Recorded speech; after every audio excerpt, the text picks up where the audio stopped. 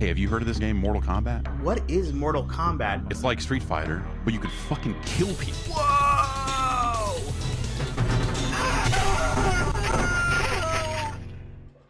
The first game truly was like an expression of who we were at the time, the stuff that we consumed growing up as kids, and we just threw it all into the game. You know, there was no template to how to make the games. There was no instructions, just winging it. And I'd never done this before. I didn't know how to do it. We were just kind of making it up as we went along.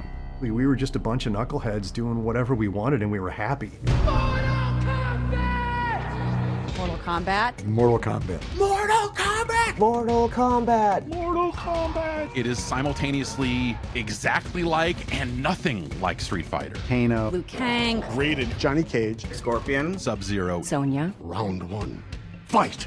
You had to guess like the moves and how to figure out the codes. Remember having a cheat sheet. Hit block and mash the buttons, I don't know. Block, block, block, block, block, block, block. High kick. Fatality. Kano ripped out a heart, held it up, blood dripping from it. It's the first time I've seen blood in a video game. Blood flying out of these people's heads. My parents were very worried about the violence. I don't want you guys playing this. This sounds bad. Finish him. The game narrator instructs the player to finish his opponent. Oh my God, I didn't know that you could do that. It was a mega hit. Game after game after game. It's amazing. I could have never imagined how big it has all become. It was, is, and always will be a fighting game for everyone. It's funny to think that it all started from like 4 guys in Chicago that just wanted to make a cool martial arts game. And those people.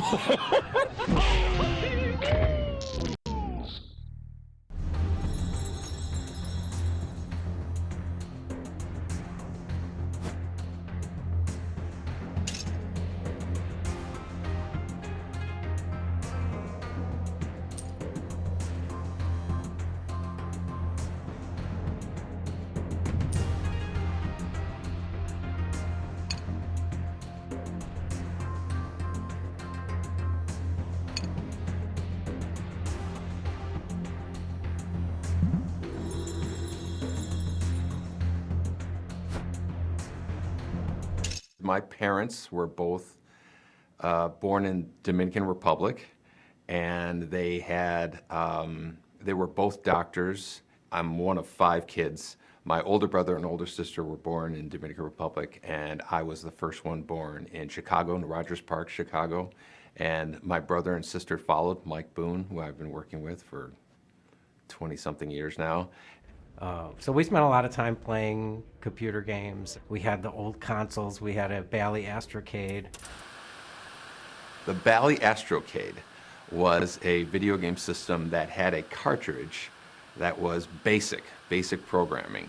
And you know, you have the little plastic overlay you put over the keyboard, and you could type in basic programs, and we would write little games. And that was my first exposure to what a computer program is, the idea of creating something digitally by yourself, moving a pixel on the screen and whatnot. It just kind of taps into your brain of, oh, I have control over this, and that's probably where I really got hooked on the idea of being able to control things on a TV.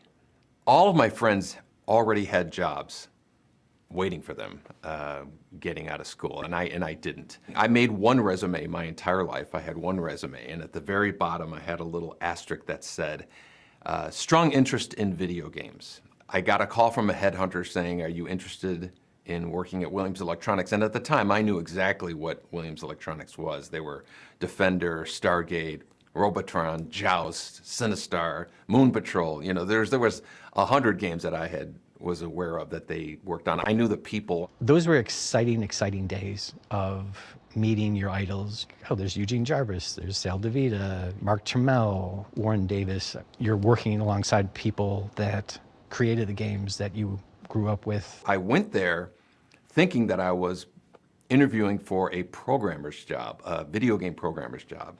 And they were like, no, this is for pinball. Are you still interested? And I said, yeah, absolutely. And there was a part of my brain behind me that was like, you know, eventually I'd like to get into video games, but it sounds like a fun job nonetheless. My first pinball machine was a game called Millionaire. That was kind of like how I got my foot in the door. I was just learning how to, you know, turn on lamps and flash bulbs and do special effects and whatnot. Eugene Jarvis was working down the hall from me on a game called F-14 Tomcat. He was working on a pinball machine, and Eugene asked me if I could do, you know, special effects for that game. It had some really cool light effects, and so everybody started asking me to do special effects for their games. I became the special effects guy. I met Ed Boon the day he arrived at Williams. He was a really nice guy, young and naive, and smart as hell, and we had a great time working on Black Knight with Larry Tomorrow.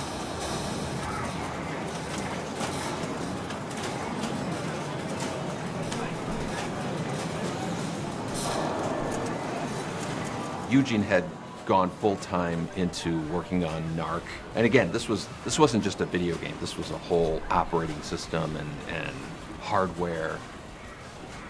He eventually gave me a hardware system in my office while I was programming pinballs, and then on the side I would just be like making packets of dollar signs exploding that they were using in NARC when you would drop money and whatnot. And so I was just messing around with that and was really getting excited about the notion of working on video games. And at some point there was an understanding that when I was done with Black Knight, I would join the video game department to work on high-impact football with Eugene in about 1990, I would guess.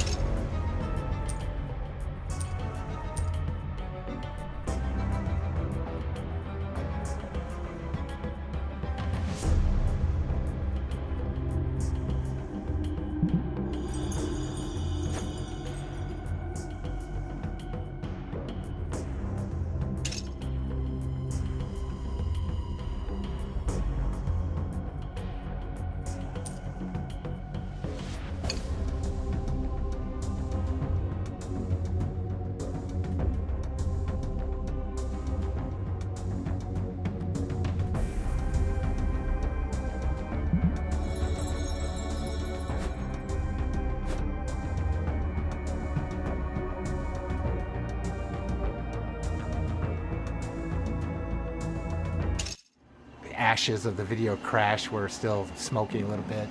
The whole industry, both console and arcade and everything, we'd been rehashing the same simple, you know, character-based games. And as far as character art, at this era, the Japanese were really dominating things, and they had just amazing artists, and we really didn't have that resource in the U.S.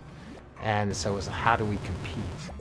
You know, I was like thinking, well, why does everything have to be some kind of fantasy or, you know, men in tights or little cute characters running around the screen? Why can't we get Dirty Harry for the arcade? You know, it's like, and by doing live action, we don't need all these animators. Technology was moving and digitization was starting to happen. So NARC was kind of born out of that.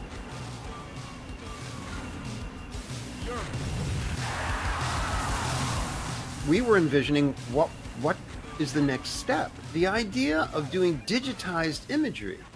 Well, one thing is it would require more than 16 colors. The next step in our hardware design, we knew back in like 86, maybe 87, was going to be 256 colors. Pixel art is great, but Warren's tools made it possible for us to capture video and then edit that video in a way where we could select the frames very easily. Eugene wrote the operating system. I wrote the display system. It was very early, and there was only a few boards that would do this, and they were very, you know, touchy, and You know, there was no tools, there was no Photoshop, there was no Maya. So Warren was really instrumental in creating that pipeline. We couldn't grab real time off of a videotape, but we could videotape whatever we wanted and then still frame and grab individual frames. We've got the actual image, which is thousands of colors that an Amiga can generate. But then how do we turn that into 256? So I started exploring these algorithms to quantize or reduce colors from thousands to the best palette of 256 colors.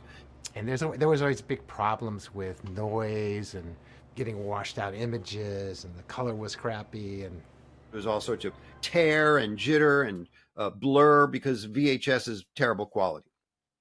But that's what we had at the start. The development of the studio and the techniques that we utilized came from those guys. Folks like Warren Davis or Mark Lafredo. These are the guys working on the hardware and the software that we worked on. It's like, if you think about me at the time, I was like, 20, 21 years old. And so I was literally just inheriting all this work that had been done before me. And I mean, I think we all like to talk and fantasize about this garage development mentality and stuff, but really, there were tools and things that were happening behind the scenes that we benefited from. Again, Eugene Jarvis with like his just kind of overall direction and focus. A guy named Todd Allen who literally wrote a debugger.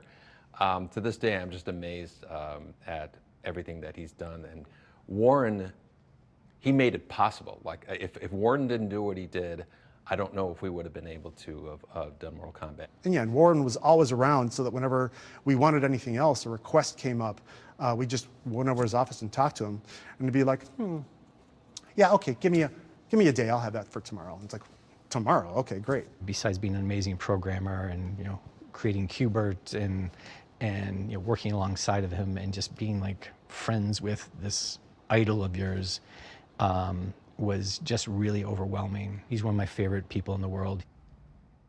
I don't go around talking to people about what I did for Mortal Kombat. I don't talk about what I did in general. I have to say there's a lot of people in my life, they didn't know about Qbert until they've known me for like 5 or more years. And then they would be like, wait a minute, you made Qbert? So I'm like, well, it never came up in conversation. I just don't, I don't dwell on it. Although I do have to say I am very proud of my contribution to Mortal Kombat. A lot of people talk about digitized graphics, but it's like they just existed. It's like they just came out of nowhere. No, people don't think that they came from somebody or from somewhere.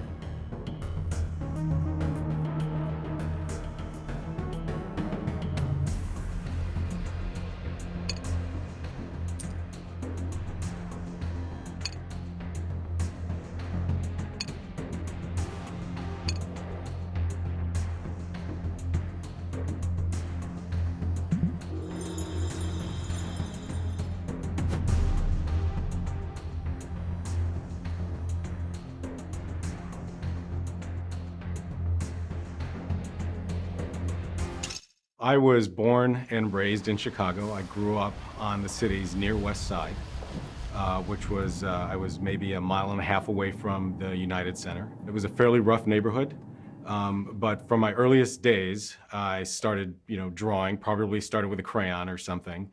and found myself inspired by cartoons.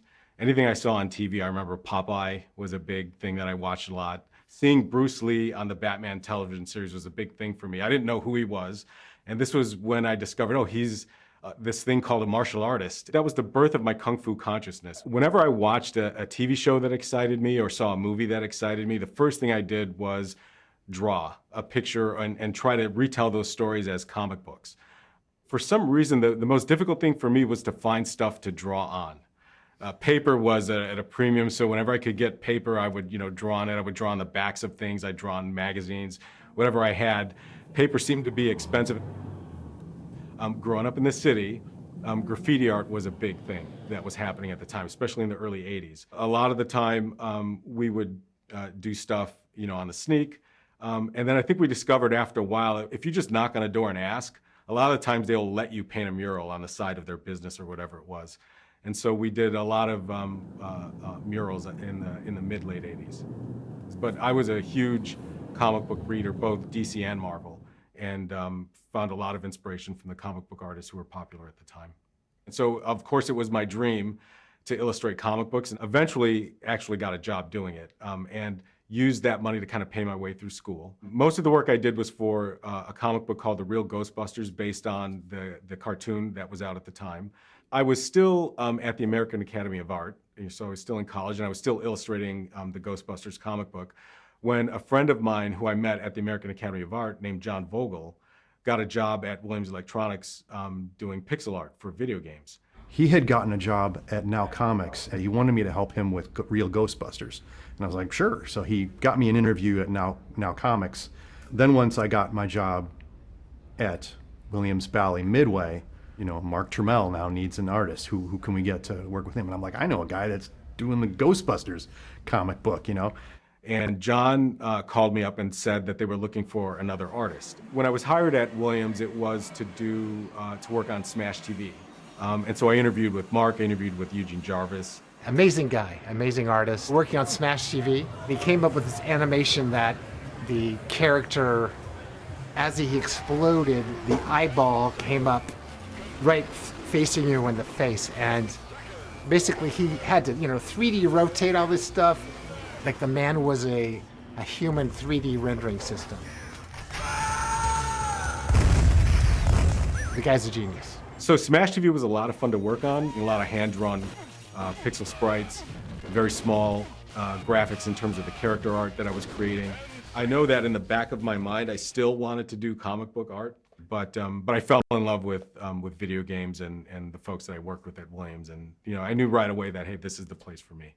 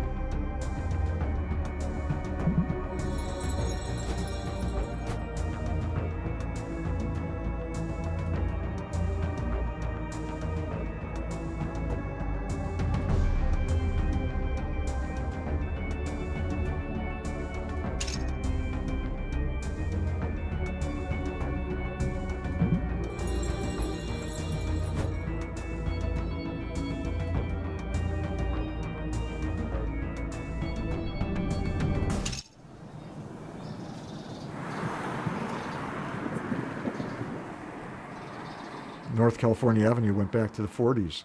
That's where Harry Williams and Lynn Durant had started United Manufacturing. I was always obviously a big fan of Midway, and I always knew it was on California, and I would drive by and it's like, oh, that's this magic place, and that's where these amazing games were made. It was weird. It's very Chicago. It's gritty. The paint is from like, it's government green from 1947. It was in the pinball factory. So you walk into the front door and through the factory to get to our offices in the back. I mean, within a space of, what, 20 feet? You go from silence to like, cacophony. It was like an assembly line. There were just Terminator 2s, just hundreds of them in line being developed, and all the sounds going off, terminated, and like all the explosions going off. I was gobsmacked. Miles and miles of wires and a lot of fumes from the in-house plating facility, the stamping machines, the burning soldering irons. Everything smacking into itself, just all these sounds. And they actually had 50-ton metal presses stamping out pinball legs. The factory still had dirt floor. Throw things on the floor because somebody's going to come by and sweep it up. So you have this catacomb. At night when you're leaving, like the lights are down, and it's like, wow, this would be a great setting for a horror movie or something. And being a programmer, a lot of times we worked at night. That's when the rats would come out. They would grow to the size of like a small cat. But I remember the vending machines, rats could jump up and get the product, so it would have to be only the top 2 or 3 rows you could put a candy bar or something. And even then, sometimes you would buy something and it would just be a wrapper. There used to be a cafeteria upstairs with a private chef. And the food was delicious.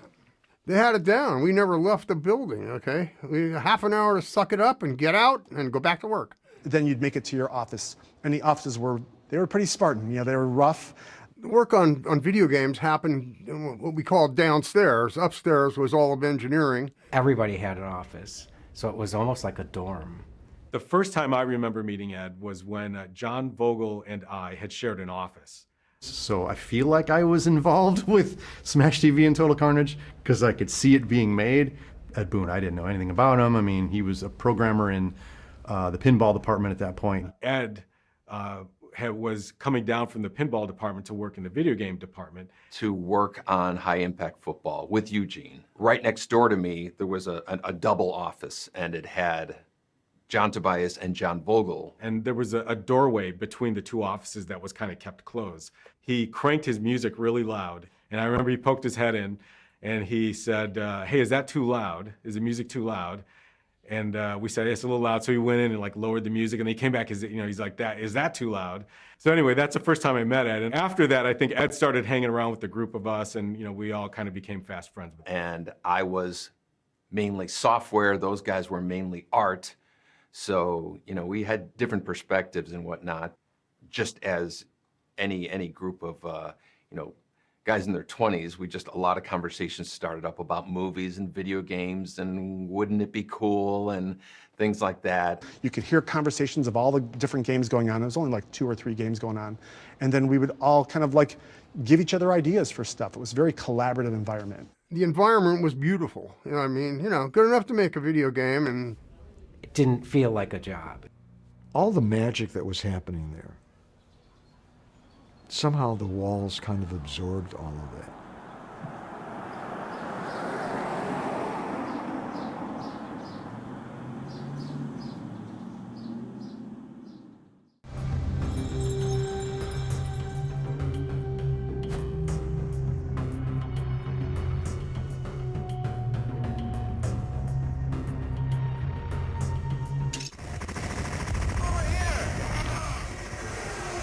At that point, John was finishing Total Carnage and I was finishing Super High Impact.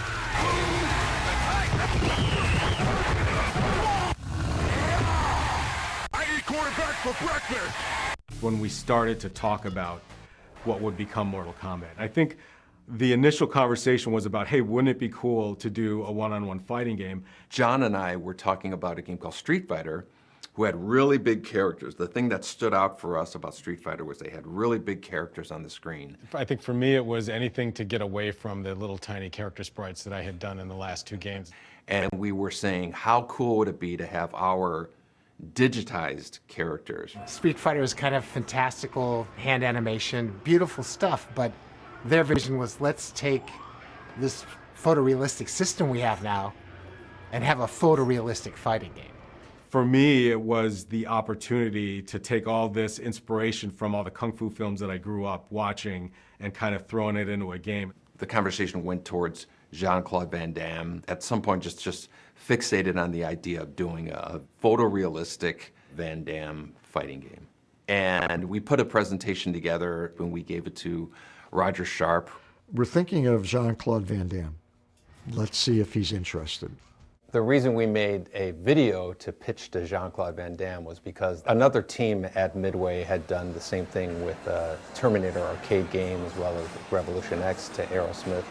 And so we decided just to go that route because they were having success with doing that. We found the movie Bloodsport, and we basically grabbed a number of frames of him just kind of getting into a fighting stance pose, and we put the power bars and we kind of mocked up what a generic fighting game screen. And again, just to give him the idea of what the game would look like, how he would be the star, and how realistic the graphics would be. And I reached out, and it wasn't a no. Whether or not things didn't happen quickly enough, I don't think that it was ever like a door closed. John and Ed thought, Roger, just forget it. Because I think we just kind of left it.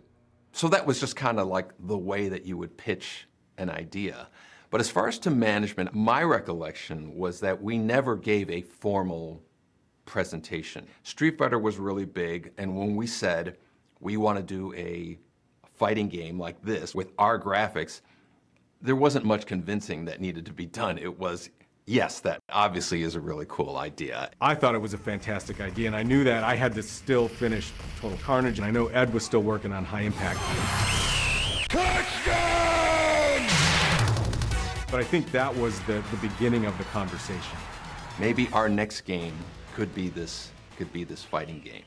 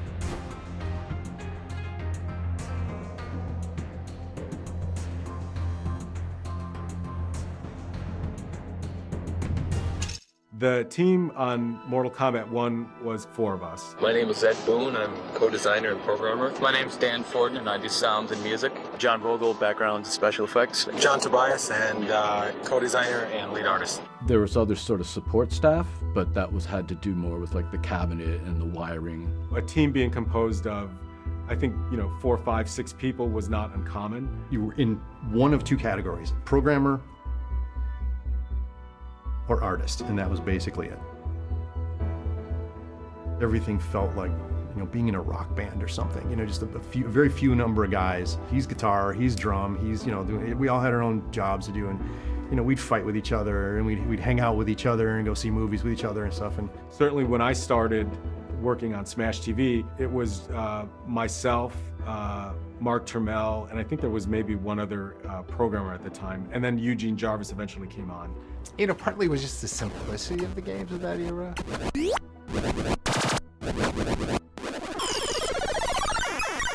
8-bit, pixel art that a lot of the animation was just done with graph paper. Say Defender, all the animations of that game could be done in a week. A lot of people think that, somebody up high says you're going to make a fighting game and you're going to call it Mortal Kombat and it's going to look like this, and then we go, okay, and do it. That's not how it worked at all. It's a bit of the Wild West. There wasn't rules. There wasn't any, well, this is how you make a video game. Everybody made it differently. And as long as cool new stuff was showing up on your screen every once in a while, management would, peek their head in. Oh, you got fatalities going. Good job. And then they'd leave and you just continue with it. Sonya wins. It was so pure. You didn't have to, have a committee meeting every time you wanted to add a feature. And things were so loose back then. There wasn't really a workflow. It was like, hey, we need to get something done. Just do it. It was just like, yeah, let's try this out, and see if it works. And I think maybe a part of it was also that I wasn't conscious of might have been to keep costs down. I know what my salary was at the time. I don't know what Ed's salary was, but I have to believe that the development of MK in terms of the cost of us had to have been, I don't know, not much. And I remember at the end of my first year working at Midway, I was doing my taxes. My dad was helping me do my taxes. When I started at Williams, I was making $19,000 a year. He knew the hours I was putting in, and we did the math, and I was making probably $2 an hour is what I was making working at Williams, and I didn't care. I loved the work so much.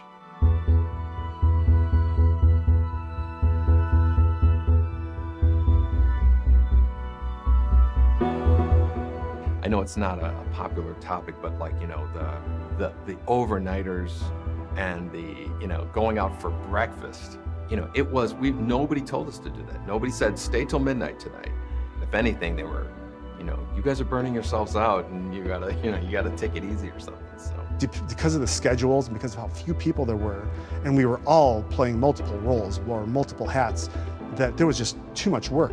And it wasn't like we were being made to do this. It was an art, it was a craft, and it was a labor of love. So we were so passionate that we spent, all of our waking hours and our sleeping hours in the studio. Some people look back and they go, oh, that was abuse or something like that. It's like, no, we were guys in our 20s who were motivated to do something cool.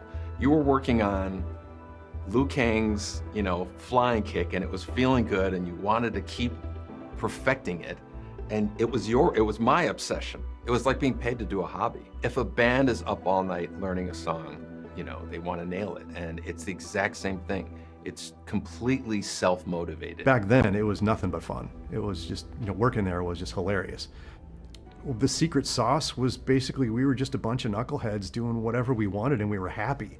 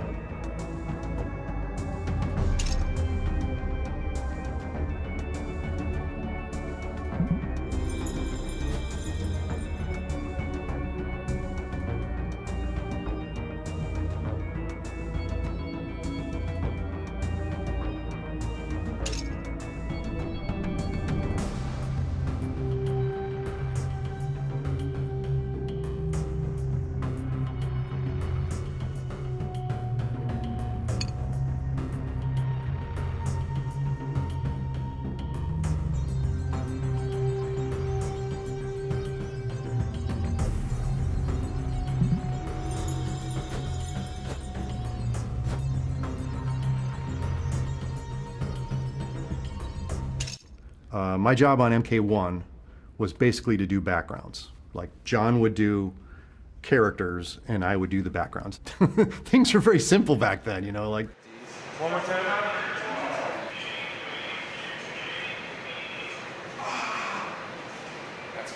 He would choose which frames he wanted to use and then cut the background away from the characters. And that was his job, you know. Literally after we shot the footage, I think maybe that night or the next day, I started stripping frames right away. We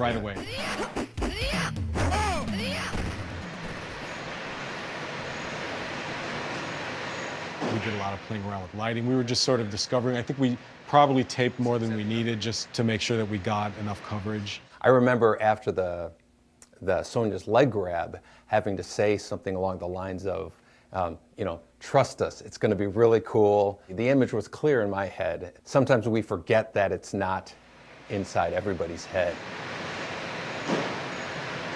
Okay, that's good. Okay, now once from the middle, all you have to do is just land right there. Okay, can you do that, or is that The beginning part. She should do it from the stance.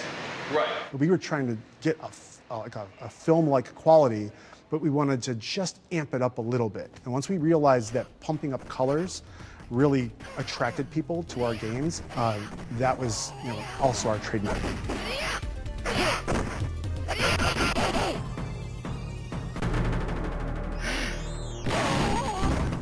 A lot of the character design that I did for Mortal Kombat was based on the limitations of the hardware. So I knew that we had a limited color palette that we could work with. I knew that you know, the pixel resolution kind of restricted what we were capable of doing. So bold colors, simple shapes would distinguish one character from another would be important. And I knew that a color palette that would distinguish one character from another was also important. And I was careful not to repeat those things. You know, the thing about the ninjas was, you know, the nature of them. As you know, there were palette swaps of each other. It was all to save memory. You know, it was a very precious thing in our arcade games. And so Scorpion and Sub-Zero, they were the same character with different colors. You know, John wrote this amazing backstory behind them, making them enemies, and that added to the mystique of the characters.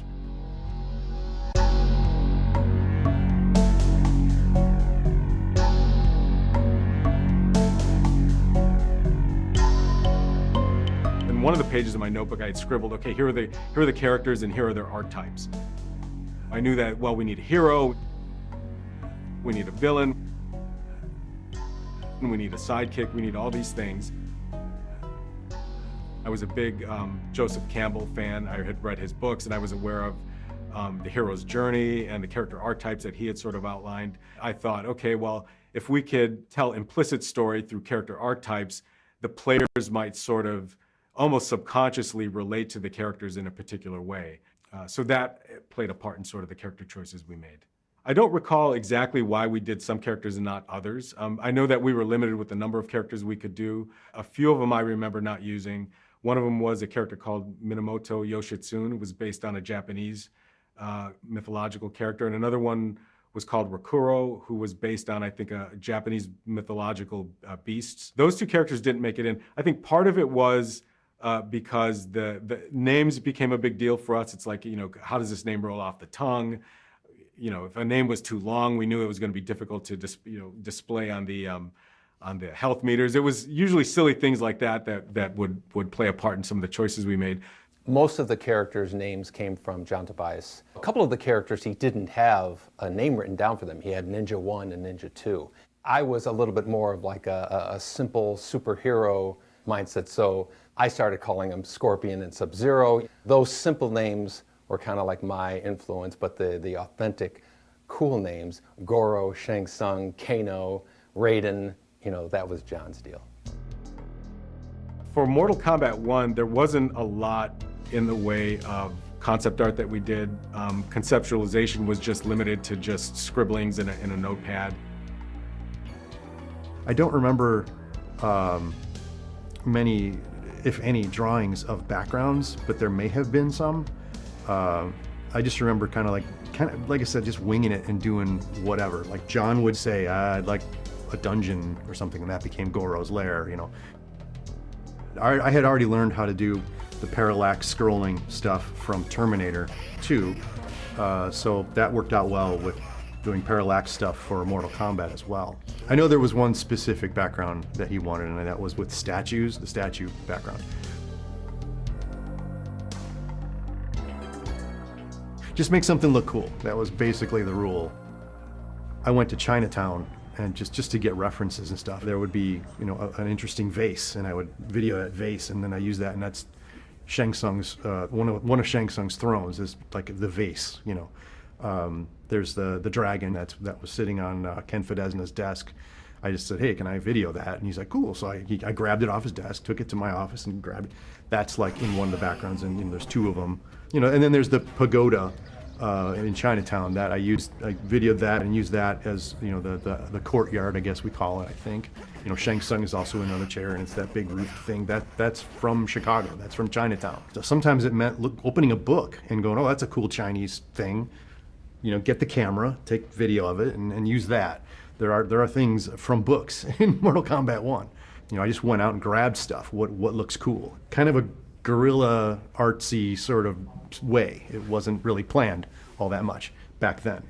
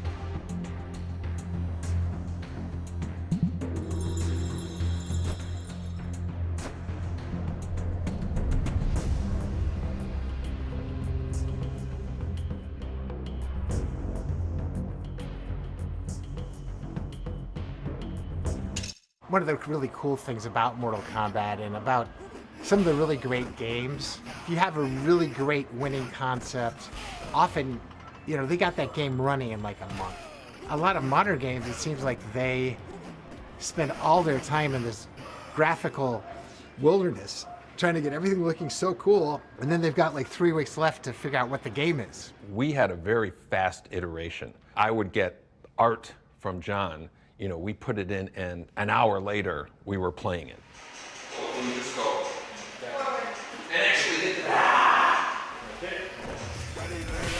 Raiden wins.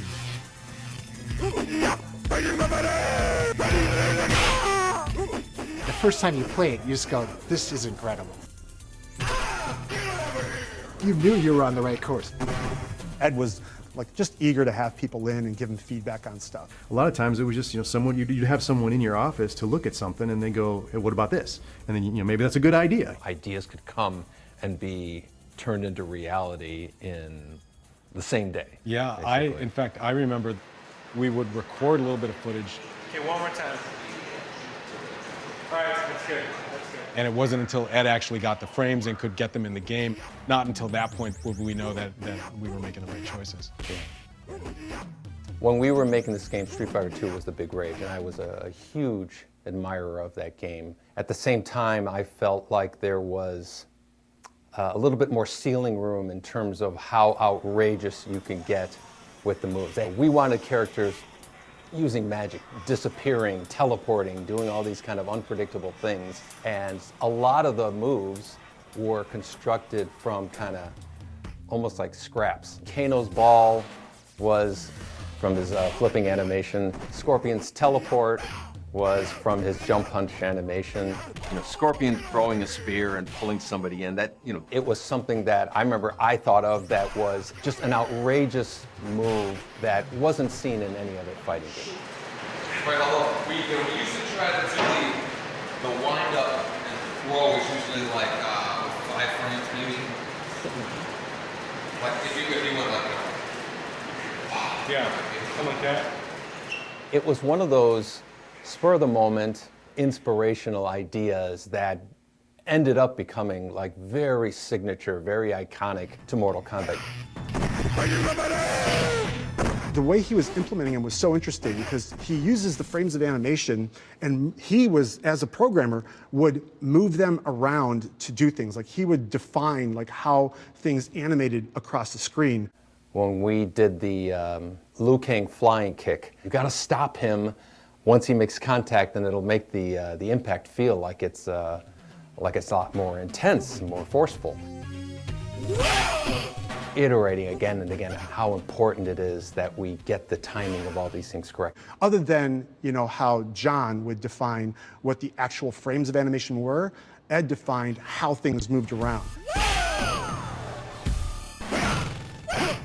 There's little nuances that are put into the game that a lot of players don't identify, but they just know that it feels good, and they're not sure why.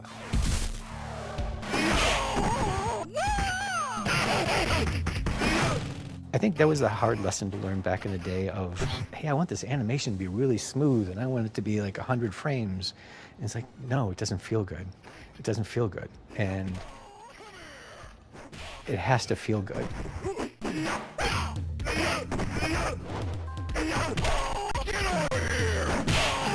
Like, it's got to have impact. Impact and drama, that's what people are going to respond to. Get over here, the uppercut was such a big, ridiculous reaction. Getting the animation of the character, launching them into the air, putting the blood on it, being knocked down, and they shake the screen. And the sound call that Dan Forden did. It's like, we need like a really big sound for a hit. It's like, okay, so I made like a really big sound for a hit. The scream of the attacker. The victim, yelling as he flies away. Put all that stuff together, it's like, boom. It's like, oh my God. I remember we were just walking around just doing uppercuts again and again and going, God, that feels so good, that feels so good. That's how people knew when something was cool in any game. People are gonna be like, holy smokes. And now you know you have something. And then, so that, and then the fatality.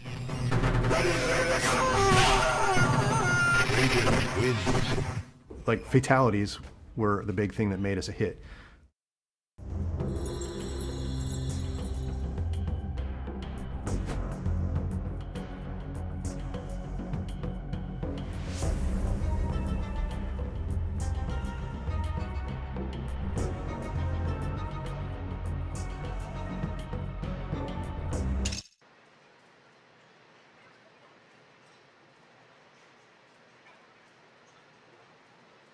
You know what would be a cool ass move? One more time. All right, that's cool. Do ninjas ever have this sort of? That was cool, dude.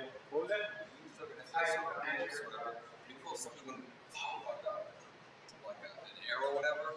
It's stuck into the other guy, and it dragged him across the. Didn't you say? Right, although we used to try to do the wind up and throw is usually like 5 frames maybe. Like if you went like yeah, something like that. You can do the wind up. Maybe something more like you do like this, because you know what I'll do? I'll like trail the rope. Right. Can you make where you throw it the plane like I want the thing to hit the guy in the chest, you know?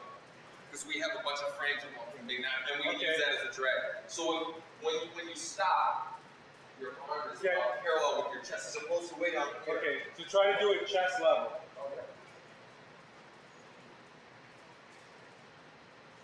A little bit more of a wind up. You're gonna trail.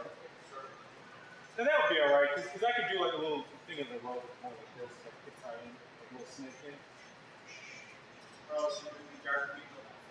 Oh, you know what? Wait, you know what we should do? After he does that, we should have him do. Well, I think you have to do like a. Yeah, okay. So, do the throw, and then we need some kind of pull back. Put your hands together and do that. Okay. Yeah.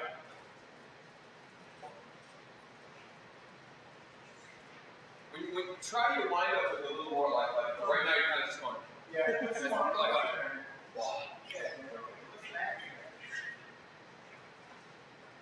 Okay, one more time.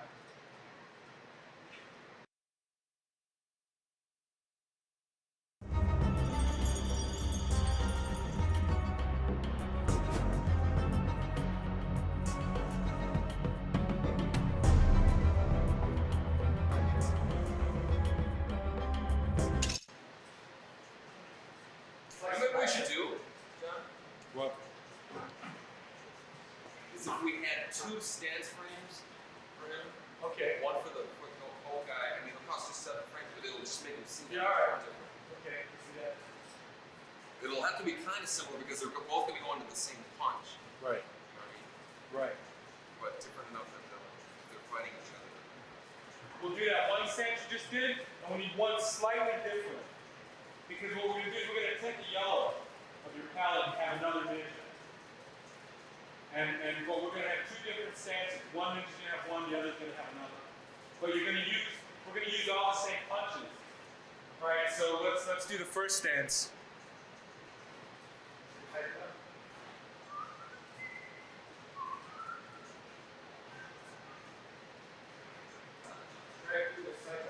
Try doing this out like this. Yeah, yeah. A little slower. A little slower, yeah. Okay. That's good. I should be able to get some. And then let's do the second one. Which is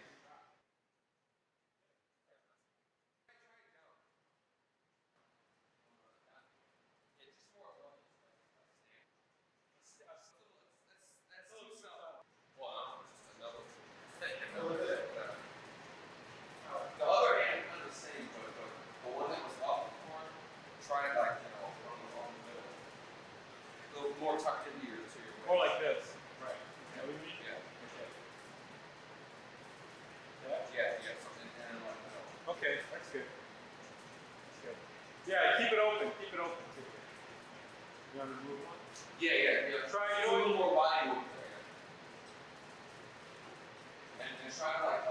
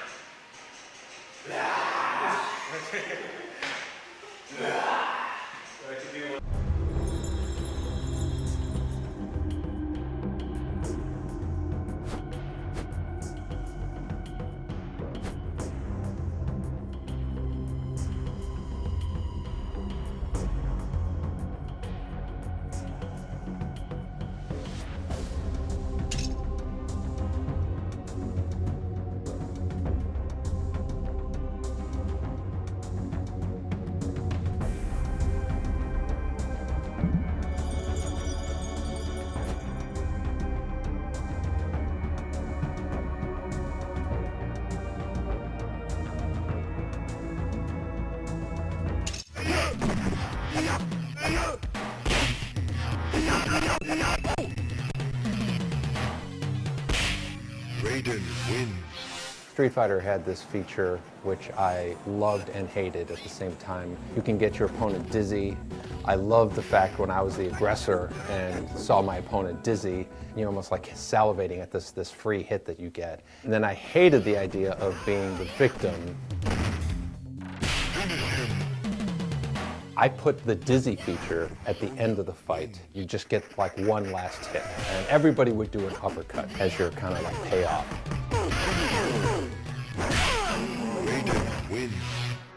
We had a feature that we had dropped in the game where Shang Tsung, when he would defeat you, he would take a sword out and he would like cut your head off.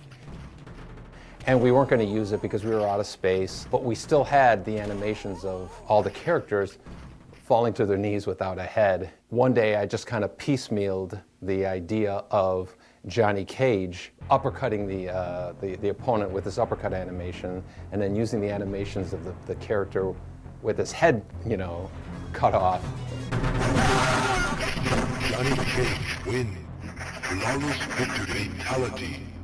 I showed it to John, I showed it to the rest of the team, and everybody lost their mind, and we have to do this. The fact that we gave the players the ability to actually perform this kind of death blow, this kind of killing move, was really the birth of that idea. Some people were kind of like saying, I don't think we can get away with, you know, letting the player kill the other player. So we showed it to management, and they loved it. I was surprised that we could include the level of you know, blood spattering around that we did. But of course, you know, when I was working on Mortal Kombat, I had just come from Smash TV and Total Carnage. And so, you know, the levels of blood spattering around the screen wasn't new to me. From that point on, it was, okay, now we got to think of fatalities for all the characters. Some of the later characters, we actually grabbed animations of them, you know, Kano ripping the heart out, Sonya doing the kiss of death and all that. The spine rip was a suggestion from John Tobias, referencing the movie Predator. And he said, why don't we do what they did in Predator where you pull the head out? It's just like, oh, it was just like, oh my God. And I remember saying, you know, I think that's probably crossing the line. We can't do it. Again, once we mocked it up, put it into the game, you know, there was no turning back. Everybody was just losing their mind. And if anything, I felt like there was a bit of encouragement coming from other folks, you know, around the office, just because of the excitement that it drew from the players. Everybody had to see this. No one had ever seen somebody removing someone's spinal cord. It really, it's interesting. It made it so much more emotional. It just like, you're just like, yeah! You know, it's almost like that barbaric, primal emotion, like, yeah! You know, like,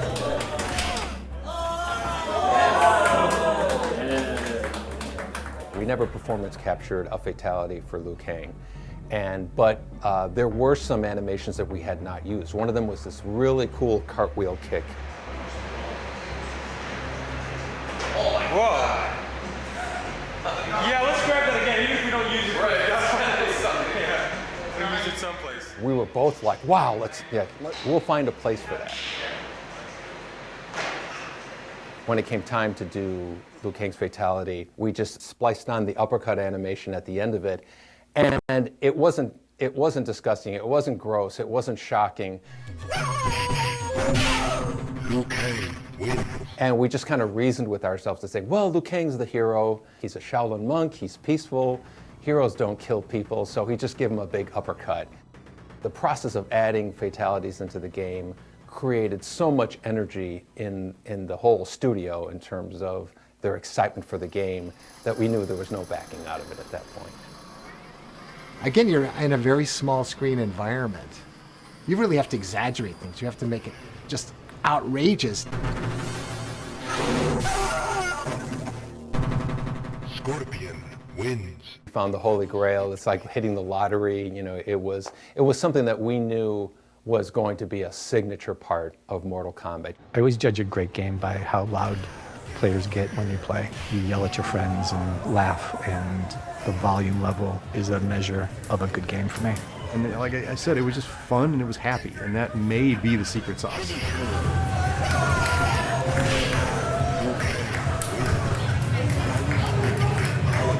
Again, when you see people playing the game and they're losing their minds and they're reacting to it, there's your fuel. Yep. There's your fuel for the next, for the next year to do it. So.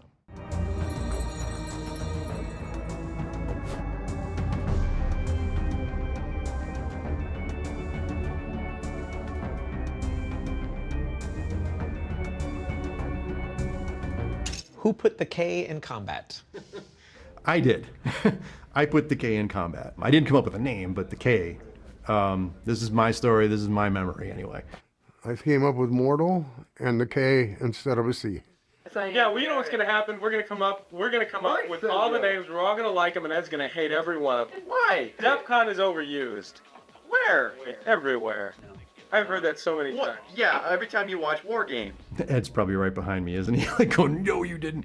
I think there's different stories going on. This is my recollection. It's been 30 years. We had a bunch of words written on a grease board. We didn't have a name, so there was a bunch of possibilities, and one of them was Mortal Kombat. Combat was written, I don't know if it had a K at the time, but Steve Ritchie, he said the words, "What about Mortal Kombat?" They had combat on their whiteboard, but they were all a lot younger than me, and I'm not sure they ever heard of the phrase, "they fought in Mortal Kombat," meaning somebody's gonna die. It is what this game is about. It's Mortal Kombat. And when he said that, from my perspective, it was like, whoa, there's the name right there. But I don't remember, do you remember where the K came from? Yeah, so what I remember was that. And then I think we went to legal with that name, Mortal Kombat with a C, and they came back and said no, because they couldn't trademark it, because it was, I guess, a common term. I remember it was John Vogel, right, who wrote the K. Yeah, yeah. And in fact, he might have done that before that conversation with the legal department. As a joke, I was in the room with Ed, and as a joke, I changed the C to a K, and we were like laughing about it. Ha ha ha, that'd be funny, oh, it's so stupid.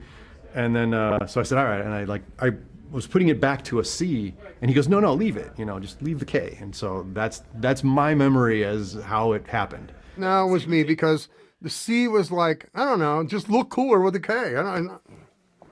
That's my thoughts. And then I think we went back to legal and said, what about if it has a K? And then they went away, and then they came back and said, yes, you can. If you put a K on it, we can trademark it. Actually, John Vogel's involvement does ring a bell for me. I don't think I was enamored with the K.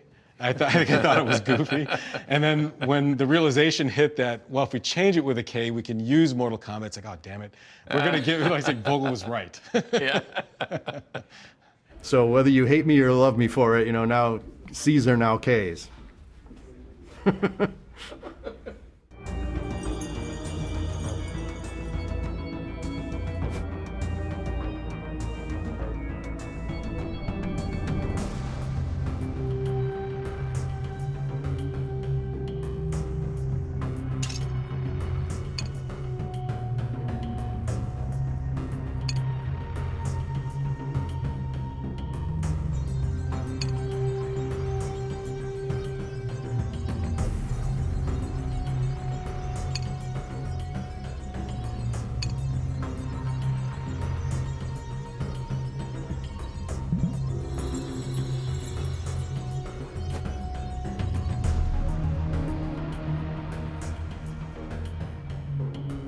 This is the sound area. This is where they make all the sounds for the games.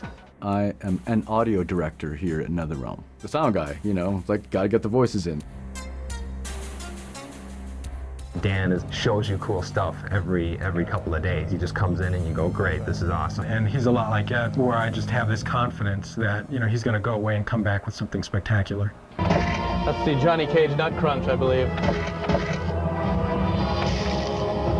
Didn't someone make a candy bar, Johnny Cage Nut Crunch bar? Again, we didn't know what we were doing, so it's just, okay, it's a fighting game, a lot of yelling, a lot of pain.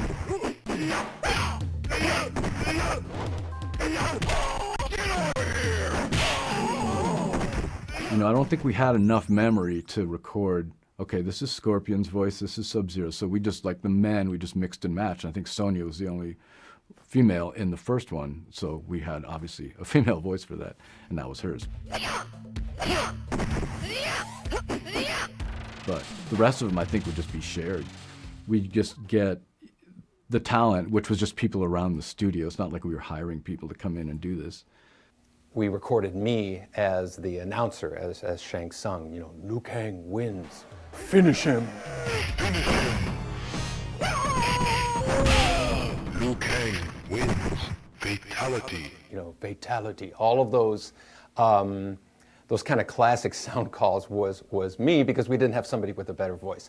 Later on, we found Steve Ritchie, who had a much better voice in terms of like an announcer. Baraka wins. Flawless victory. Fatality. I did a terrible Bruce Lee impersonation for Liu Kang. I think I did a yell for Kano. Kano wins. But I was also the voice of Scorpion, yelling, "Get over here." Get over here. Excellent. Come here. I had worked with Dan Forden for many years at the time. I remember there was another sound guy who thought that was the stupidest thing in the world. And it kind of was, why would a ninja, yell, "Get over here"? That's such like an American kind of thing. Scorpion wins. The idea was, again, the outrageous presentation. We really wanted to have, just yelling and loudness in general into the game. From something that became with such silly roots and beginnings, you can't imagine Scorpion not having the "get over here." Ed would get me, this is back in the days of VHS, right? He would get me a playthrough of the background that I'd be working on. These are the instruments that I have, and look at the background, trying to think of like, well, what makes sense musically for this? You try to imagine the action of playing the game and what the music's gonna do to like get you revved up. Ever since, I don't know, the 70s, early 70s even, but always liked progressive rock a lot. So a friend of mine turned me on to King Crimson in high school, and that's been like a love of mine ever since. And so there's no doubt that there's a lot of King Crimson influence in the Mortal Kombat music that I wrote over the years. Like the very first tune, it's a melody in a diminished scale, harmonized at the fifth. So that sounds like a lot of King Crimson stuff. I think they pretty much liked everything I did. I don't remember doing over too many things. Now and then there would be like, maybe you should try this instead of that, and some sort of corrective feedback. But for the most part, it's just we were just kind of making it up as we went along.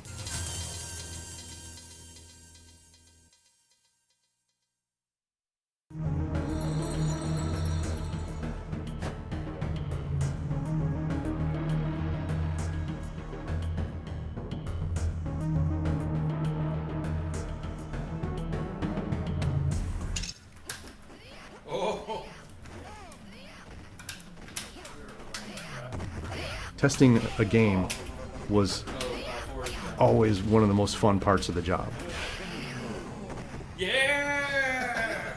In the earliest days of Mortal Kombat development, the only place you could play the game was in Ed's office.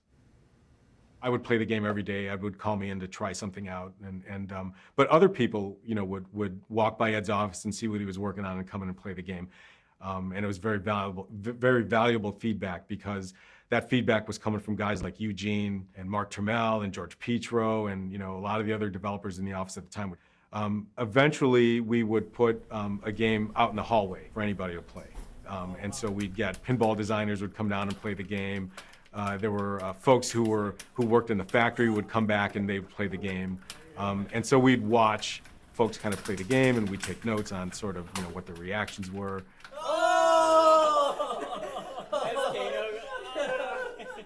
And then eventually that would lead to our first weekend test. Testing the game in the arcade was such a critical part of determining what's working and what doesn't work. Being on test is like one of the best parts, one of the most exciting parts of doing an arcade game. Our first location test was a weekend test that we did, and that was done at an arcade called Times Square. It was a Friday night, so it was packed. The arcade was packed. And there was a crowd around the Street Fighter game. Street Fighter 2 was out at the time. And I just thought, there's no way these guys are coming over to play our game.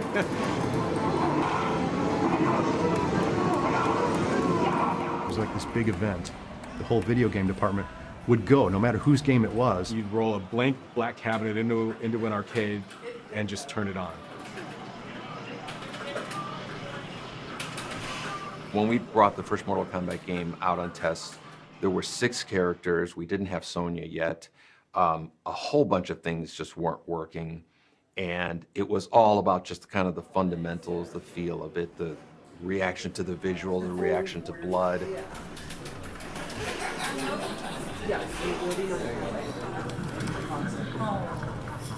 That rush, that reverie, or that destruction and devastation if something doesn't work out, like, it's like, oh, we got to fix that, and it hurts, it feels bad. I remember watching the first player. He was one of the guys from the crowd walking over and looking at the attract mode and then dropping a token in and playing the game. And then I remember he walked over, tapped, fell on the shoulder, called him over, and then the other guy came over, and then they played the game. And then slowly people migrated over. Whenever you would see a secret move come out, I remember the first time they saw Raiden do the dive move, you'd hear an audible, cheering or gasp. How did you do that?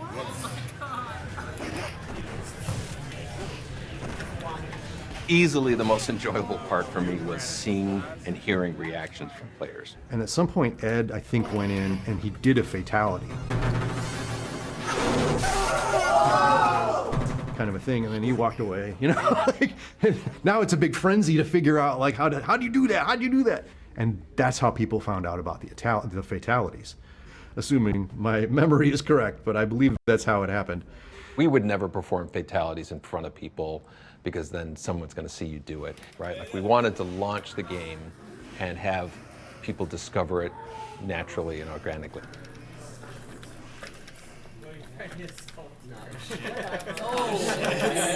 Testing the first Mortal Kombat, there was a certain amount of anonymity, I guess you can say. Like, we could be in an arcade watching with a crowd of other people and be close enough in age to them that we just kind of blend in.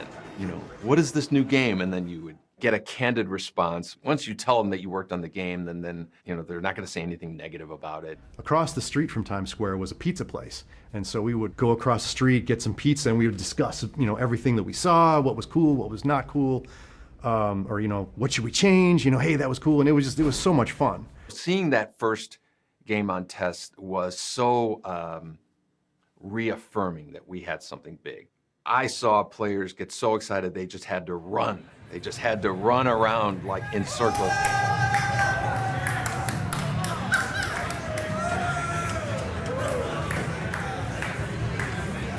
By the end of that night, we had a pack of players around our game, hooting and hollering and just having a great time. Players that we saw first see the game on a Friday, we saw them the entire weekend. And I think at that point I thought, okay, we're gonna be okay.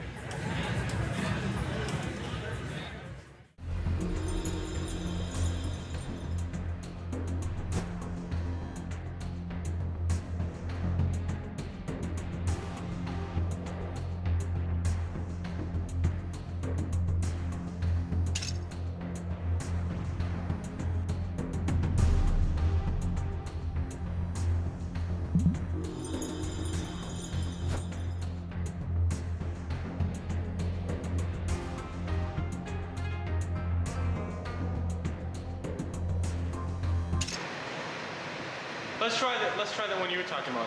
Okay. Where she. Could you like, well, you probably need the mat. You just do the handstand and then you go over. Yeah. All you have to do is just land right there. Okay, can you do that or is that?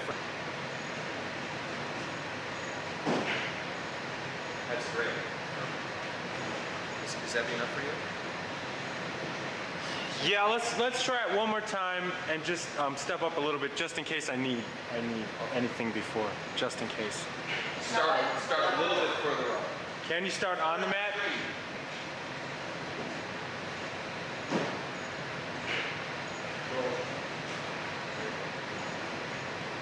Okay, now once from the middle, act like you're just getting into it. You even have to.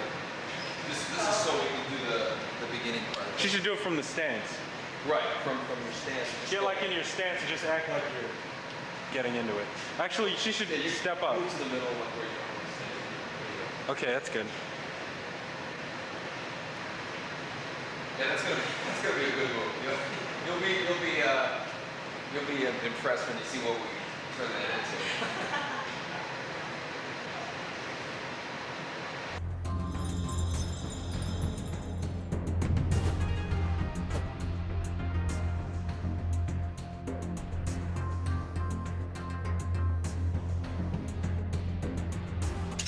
This was our first game that we were doing kind of as the leaders of the games. You know, Mark Trammell was the kind of leader of the Smash TV team, and Eugene was kind of the leader of the High Impact team, along with John Newcomer. And so this was kind of like our first solo project. I think they have complementary skill sets. We're symbiotic in a way. Certainly in the first few games, it was just like we just knew what the other person was looking for. And I don't know that we ever, I mean, if we had an argument, it certainly wasn't about the work that we were doing. We just seemed to know what the other person was looking for. They worked well because they trusted each other's talents enough to say, okay, yeah, you know what you're talking about. Ed took care of all the programming. John took care of all the art. They just had this unsaid, hey, you know, it'd be fun. Yeah, that's awesome. Let's do it. Working with Ed, one of his great strengths were just his focus, I think, and his ability to just grind and get things done. Ed, who was the sole programmer to create that game, in hindsight, was incredible. For one programmer to do all those games is pretty amazing. And his door is always open. He wants to hear new ideas. He's dangerously funny, where it just busts me up at least once a day. He would just crack us up all the time, just his jokes, and he made it easy to work the long hours. John is a really good storyteller. John has a history in as a comic book artist. So I think that probably contributed to his ability to tell a compact story. The only story we had was a little paragraph that would play underneath the character doing a kata, but that was enough to really intrigue players. You really gave a shit about it because of the backstory, because about the whole mythology that John Tobias had created. You know, maybe not unlike WWF or something, almost like Star Wars in martial arts. The first game truly was like an expression of just who we were at the time. You know, we were in our early 20s, the stuff that we consumed growing up as kids, and we just threw it all into the game. There was nobody telling us what to do, how to do it. I think it was a great partnership, and I think, you know, what can you say? Success beyond belief.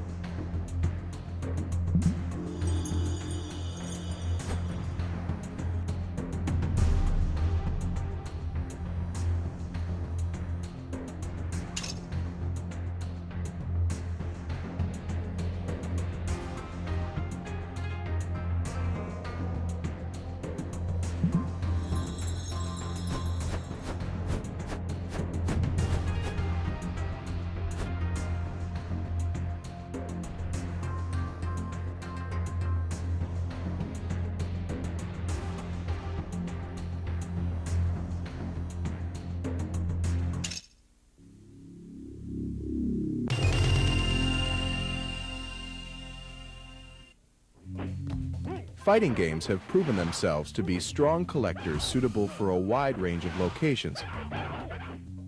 They embody the most attractive elements of the arcade experience: characters endowed with mythic powers, full player control, secret moves, and the kind of unbridled, head-to-head competition that compels repeat buying.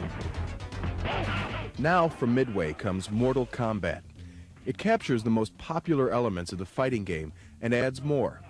More control, more powerful characters, more depth, more secret moves, and advanced digitized graphics delivering the most realistic fighting action available. Begin Mortal Kombat by choosing one of 7 characters, each boasting an arsenal of unique talents. There's Johnny Cage, the brash Hollywood movie star; Kano, thief and mercenary; Raiden, the mythical thunder god; Liu Kang, the fighting Shaolin monk; Scorpion, a ninja warrior bent on revenge; Sub-Zero, the ultimate assassin; and Sonya, U.S. Special Forces soldier.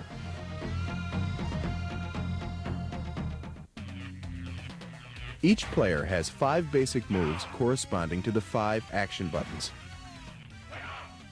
High punch, high kick,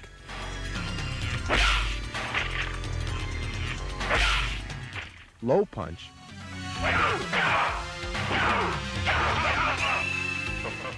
low kick, and a block.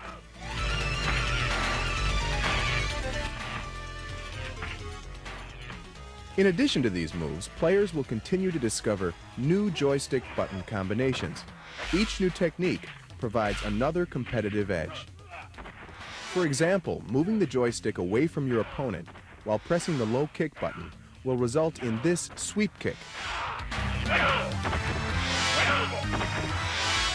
Moving the joystick straight down will put the player in a crouch.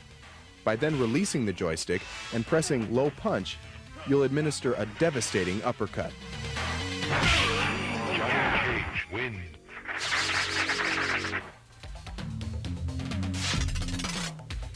Excellent. Secret moves play a big part in the success of any fighting game. Collections soar as players strive to develop a character's full fighting potential. Mortal Kombat has several times more secret moves than the nearest competitor. The button joystick combinations required to execute these moves are different for each character, as are the moves themselves. And each character's arsenal of secret moves offers unique tactical advantages. If you learn one of Sonya's secret moves, you'll be able to perform this devastating scissor throw.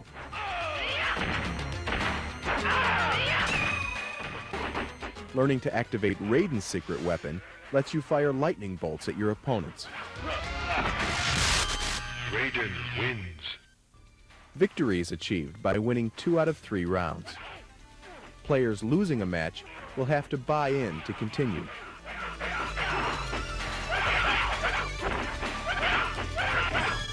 Liu Kang wins. Finally, winning 3 matches against paired adversaries will put you in the ring opposite Goro, a 4-armed, unstoppable titan, half human, half dragon. Should Goro be subdued, you'll engage the most deceptive and powerful opponent of all, Shang Tsung, the bloodthirsty emperor capable of instantly becoming any fighter he chooses. Conquer Shang Tsung, and you will have joined unfrequented ranks, those who have battled all adversaries, yet survived. Test your might.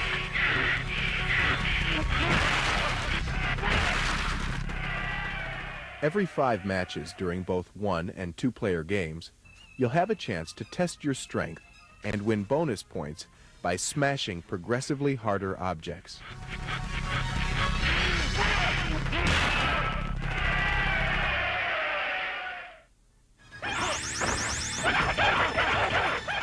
Two-player mode allows true head-to-head combat. Players must rely on their fighting abilities, as well as a knowledge of their character's strengths, as they are matched against an opponent with different but equally lethal abilities. Each player selects a character and the match begins. The player losing the best of 3 match will have the option of buying in to continue. The winning player will continue to play as long as he maintains a string of victories. Loser pays, winner stays.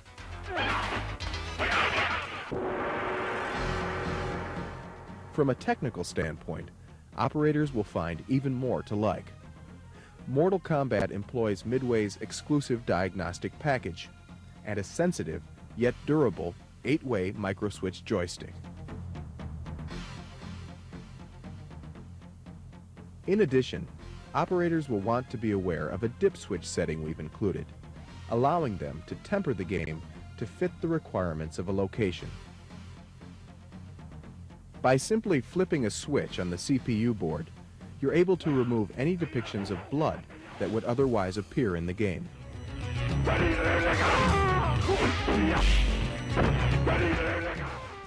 Another dip switch will disable the most graphic secret moves. In this way, operators can be sure they're matching the game to the disposition of their clientele.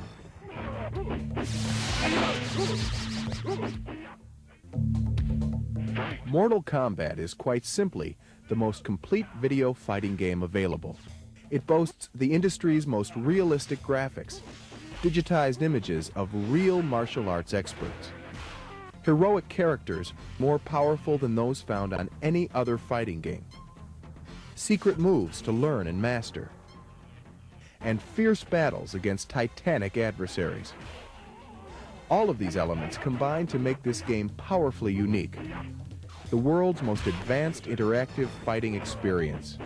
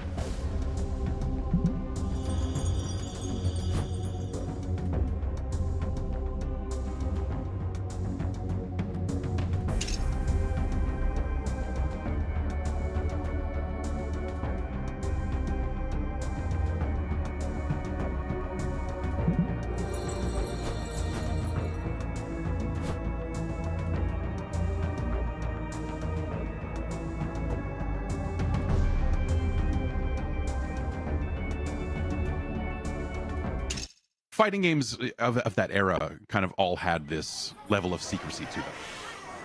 Mortal Kombat, I think, took that to a very extreme level. You had to guess like the moves and how to figure out the codes. I think Street Fighter did something like that, right? They didn't document any of the moves, so we took that same approach. I think not having a move list, there was so much to explore and you had no idea of what you were still missing. It was another thing, it built up so much mystique to the game. But then we kind of extended it, right, with the fatalities and whatnots.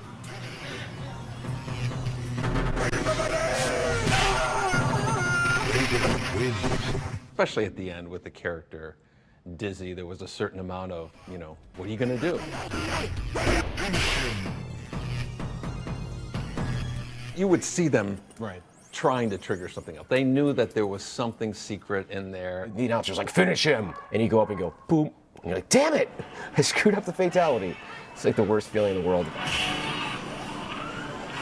And, you know, everyone was playing as Kano because in the early days before people, you know, knew what most of the moves were, Kano's moves were just, I don't know, move the joystick in a circle real fast and he'll turn into a ball and do it, or hit block and mash the buttons, I don't know. First character I played was Kano, and I found the ball attack and the knife throw, and within the first day I found the fatality too. Kano wins. I was finding stuff right away. I remember being in your office, and I remember you showing me what the button combinations were, and then you have to be standing this far away from the other character. And I remember thinking to myself, there's no way anybody's gonna figure this out. No one's ever gonna do this. And literally, like the first weekend, they figured it out right away, yeah. You know, the fatalities and special moves and things, like those were things that you kind of had to trade around. Because you'd hear people chattering like, oh, there's this move, and not having the internet at the time to go to, it made it very social. If you knew something that wasn't, you know, widespread knowledge, you could take that down to the arcade and pull it out on somebody and really blow some mind. So a lot of hand watching. Where did you stand? The most premium spots are literally right behind it, like right between two people, or on the corners, because those are the only spots where you were able to see the screen and people's hands at the same time. There was so much in there, and it really requires a fan base to come together and share, to work together to play them and solve them and uncover the secrets and all that stuff.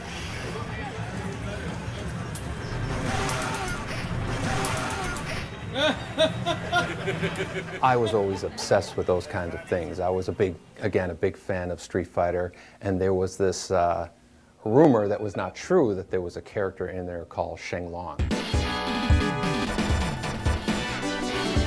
And I remember when we had started this game thinking, you know, we have to have a real secret character. And so there was a Sunday, and Scorpion was yellow, Sub-Zero was blue, and I went into the art program and tinted him green, made up these crazy rules in terms of how to find him, made him jump out occasionally and kind of tease you with his existence. Put it together in one day, didn't even tell John about it, and was just kind of wondering how many people are going to pick up on this.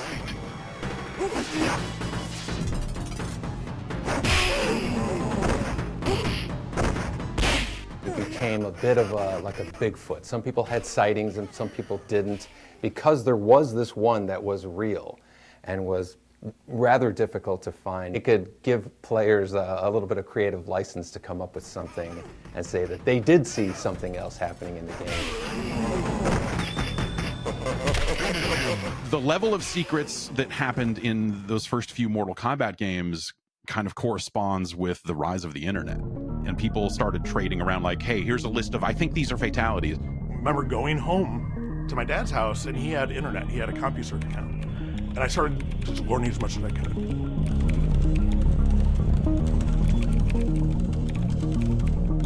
And I'm like, Dad, can I go back to the arcade?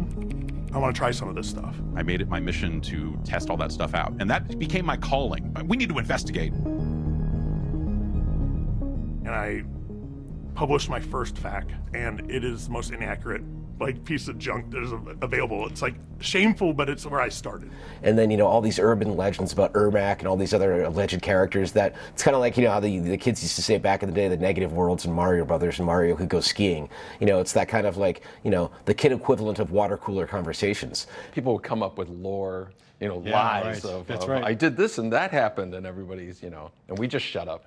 A friend of mine in high school said he was cousins with someone who filmed for the game.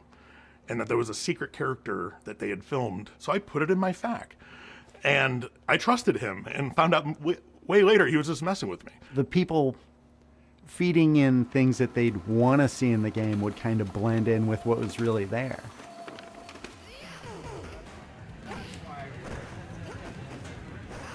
Sometimes you'd see a move and then it was gone. You'd be like, I swear this was in there. Did that really happen? That, like, there was no way to capture it. A friend of mine, his little brother was playing the game and told me about Kano's laser beam. Yeah, that's right. And I remember telling my friend's younger brother, you know, there's no laser beam. He's like, no, I saw it. And so I know he's mistaken with what, I don't know what he saw, but he didn't see that. This mythology was being built by the player base.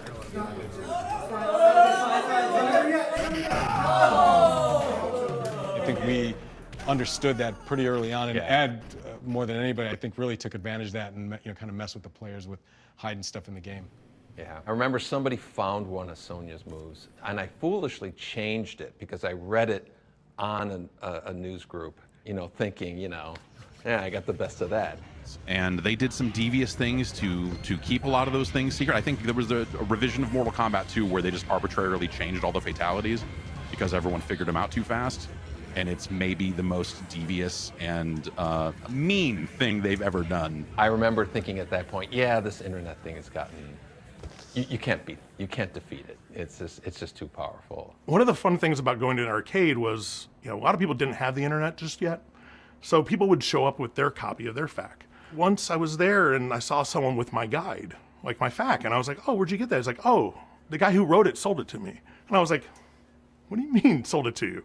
I wrote it. We had a Mortal Kombat comic book that John drew, and we were the ones stuffing the envelopes, and we started writing messages to players. Sonya has a slide move, you know? She didn't have a slide move. Within a week, I was at, it was like Galen North or something arcade, and some guy was playing Sonya, just keep trying these things. And one of the guys said, you know, what are you looking for? And he goes, I'm looking for Sonya's slide move, you know? Poor guy was, you know, looking for it. But we were just adding fuel to that fire. Most of those secrets went unknown to me until much later in life when walkthroughs on YouTube became a thing. And I was like, whoa, I totally missed a lot of stuff in a lot of games. To us, secrets were basically replay value, and that was the most important thing for us. Having more to do with the game, having more to discover, more to enjoy. We love the idea of, you know, just this question mark over the game. You know, what else is in there that nobody else has found? And it just made the game that much more mysterious, right?